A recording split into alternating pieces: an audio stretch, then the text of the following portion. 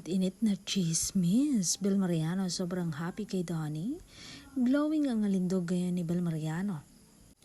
At kapansin-pansin iyon ng mga mosang. Pero natawa lang si Bel nang tinanong kung ano nga ba ang sikreto ng kanyang alindog. Wala naman, masaya lang po ako. Naniniwala pa ako na kapag masaya ka sa loob, lalabas iyon at makikita sa itsura mo, promise. Happy po ako ngayon, saad ni Bel. May kinalaman syempre ang nakakainggit na love life ni Bel Mariano dahil sa boyfriend na si Donnie Pangilinan. Opo naman, may kinalaman din siya, ha? Malakas na tawa ni Bel. Ano ba, syempre kapag inspired ka, diba?